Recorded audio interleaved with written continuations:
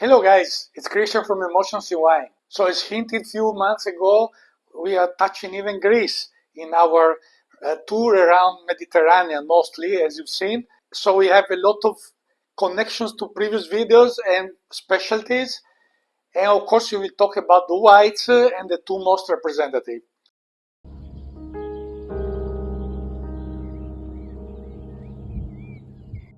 So let's start.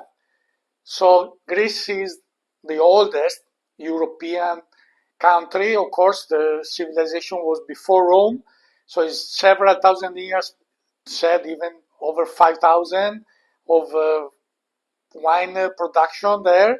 Is a fact that they exported even to neighboring countries, Italy, Croatia, and others, many grapes, and they have a big heritage even today. We're told about 200-300 grapes.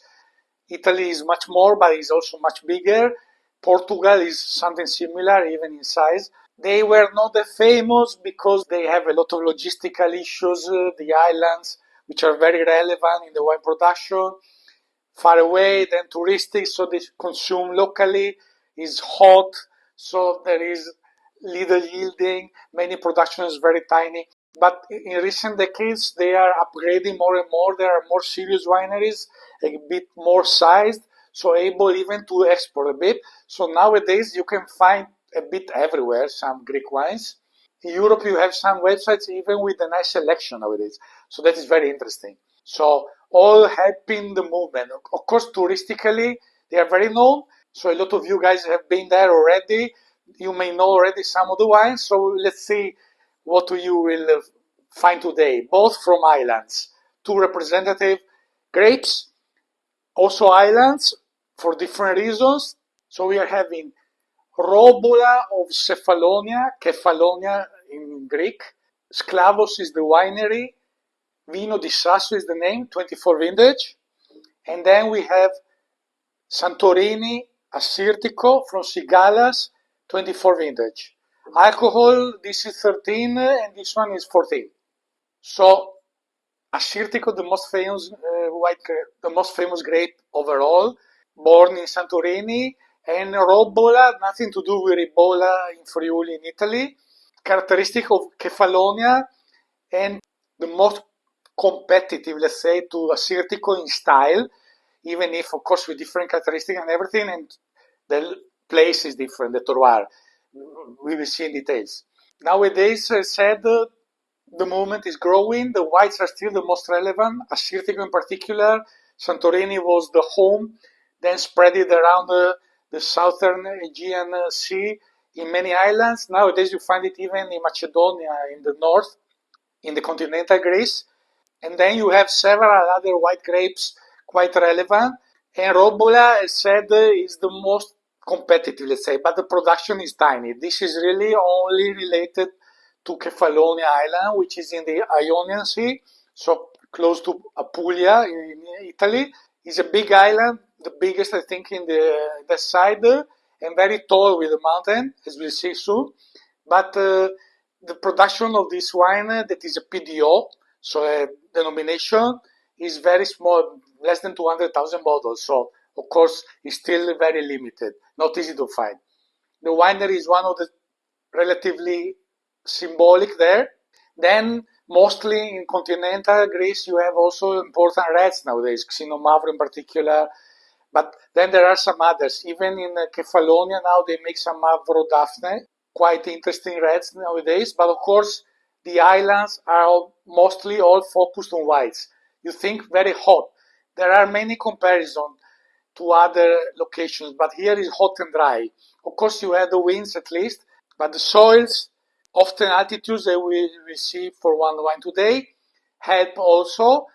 And as I said already before, for other grapes in other Mediterranean areas, they are born there. So they were born to thrive in that kind of tough conditions with the natural high acidity. These both have high acidity naturally, more or less. So that helps a lot. They are even good wines for aging potential.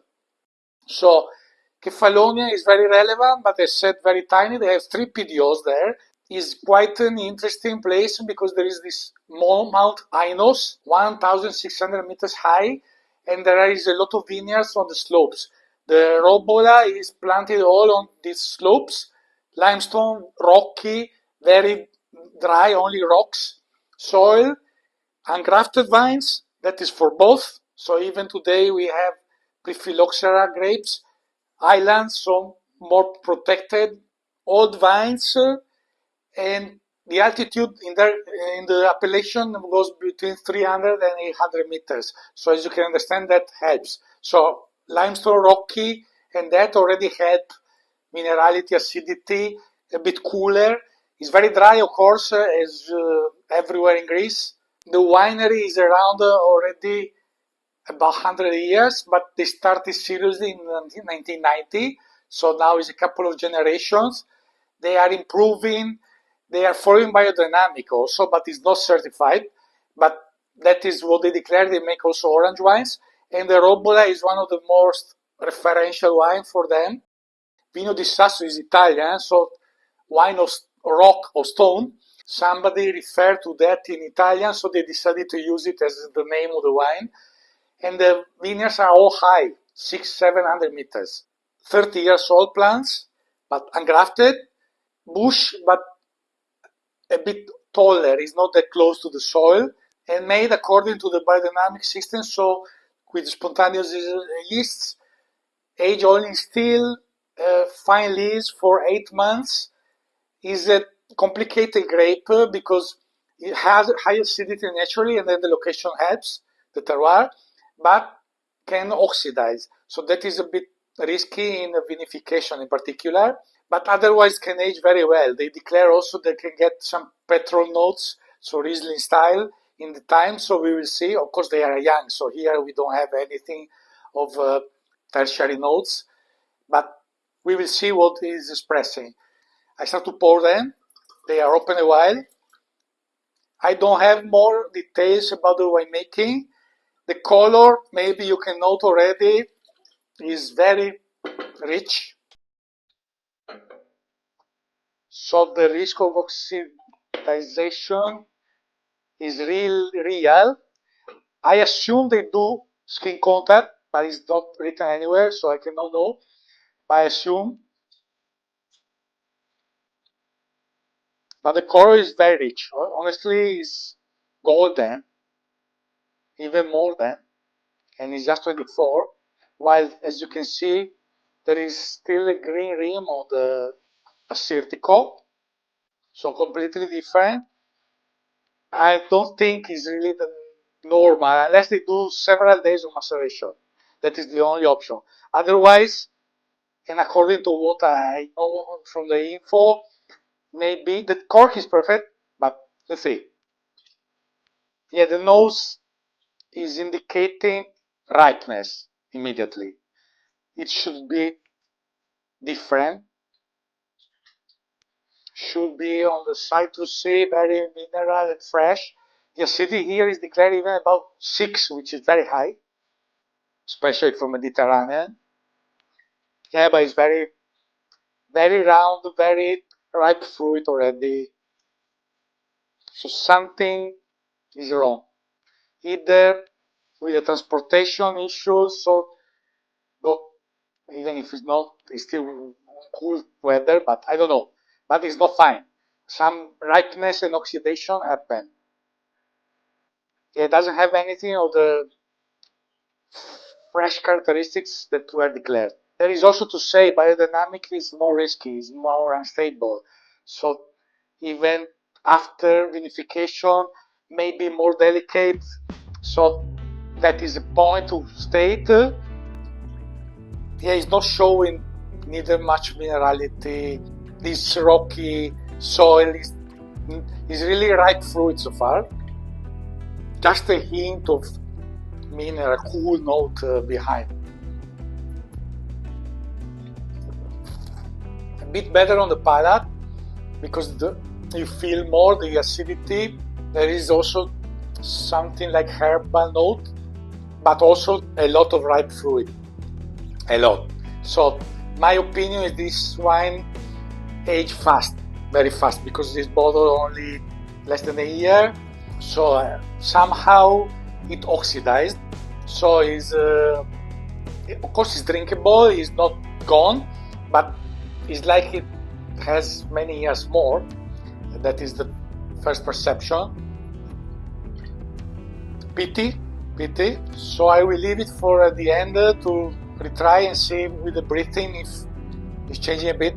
But so far that is, so it should have a lot of acidity, very marking, because it's higher than the Assyrtiko, which is notoriously high acidity, but declared is higher quite a bit.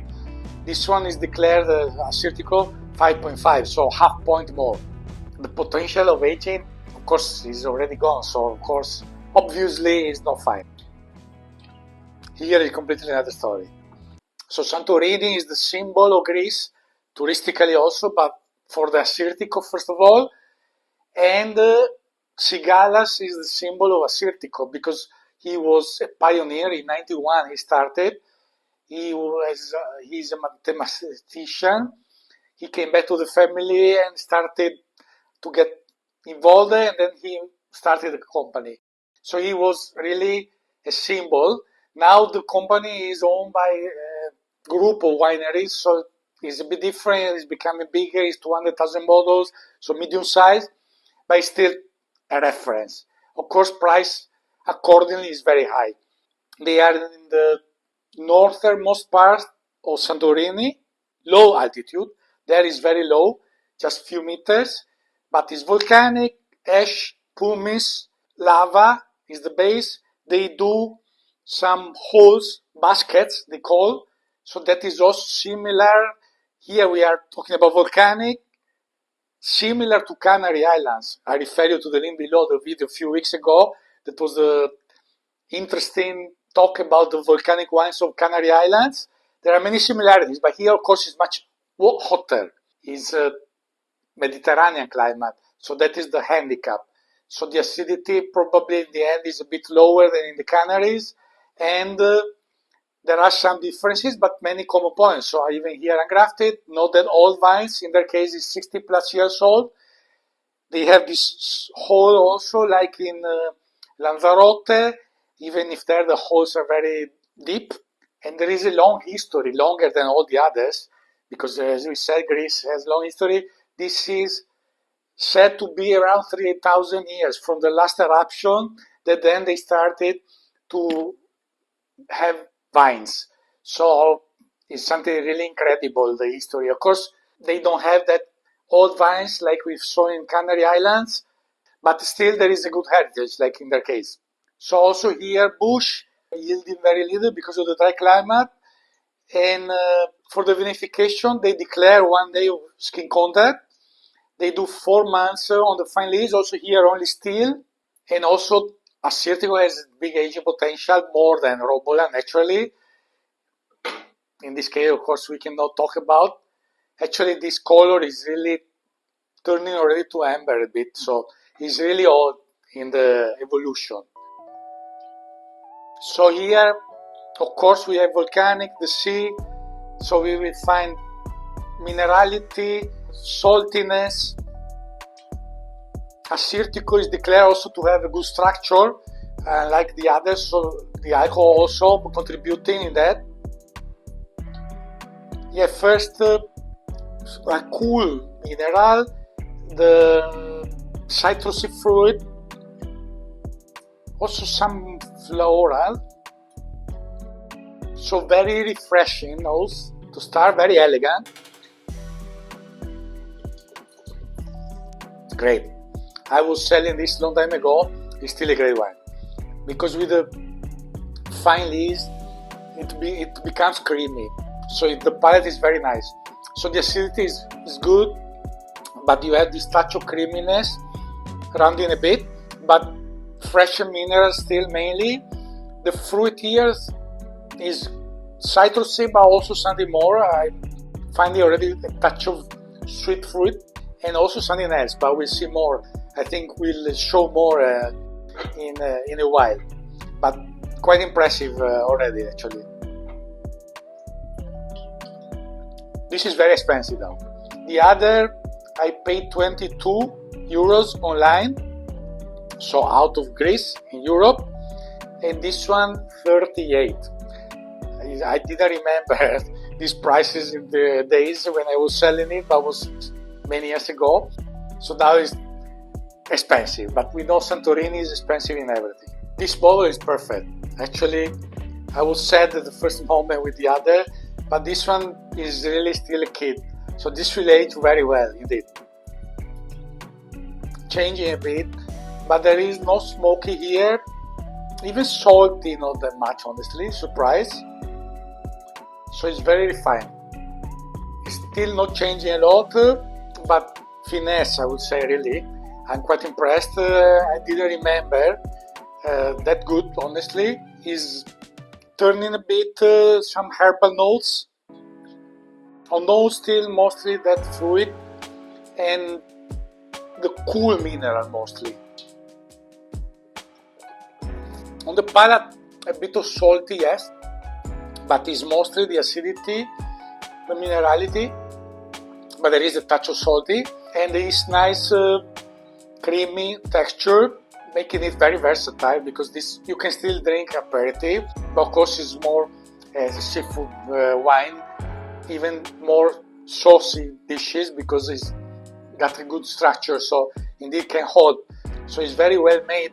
I mean, also in the cellar, besides the grapes, first of all, quality. It has a good depth, length, yeah, very good, very good. So it's quite impressive. So final round, I give just a smell. So as I said, the color is gone.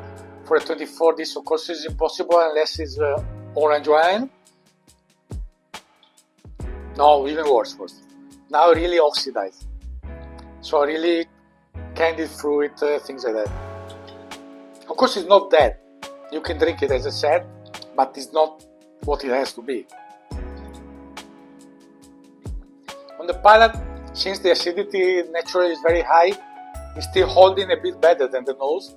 It's a bit more acceptable to be drunk than to be smelled. That's it, nothing to do. Anyway, the winery is relevant and the value for money is good, but of course very tough to find because they are very, even if they have 3 PDOs there, it's still very tiny production of everything.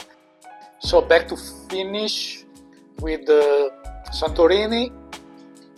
Yeah, it's changing a bit, Now it's coming out a bit more minerality. Some other fruit also on the nose now.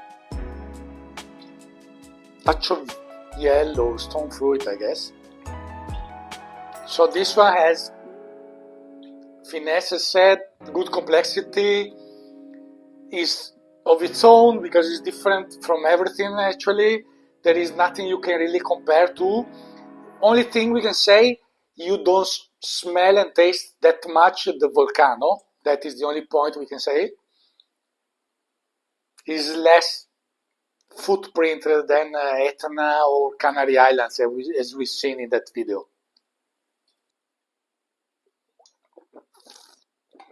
Yeah, great wine, indeed, very good length. Yes.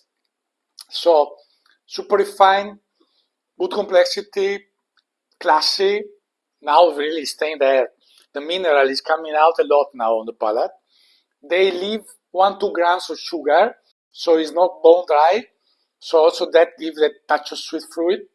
But the acidity is good and the minerality is marking more, even a bit of salty, so rebalancing. So it's made very well. It's a great Assyrtiko. I see a good aging potential, maybe not 10 years, but several years. But of course, it's perfect drinking window. So you can enjoy it. Indeed, it's a perfect timing to drink it. Pity for the other, that's it, that's life. It's the second time that happens. So I hope you enjoyed for what was good and available. See you next time, guys. Subscribe, like, share with your wine friends. Help us to grow. And salute.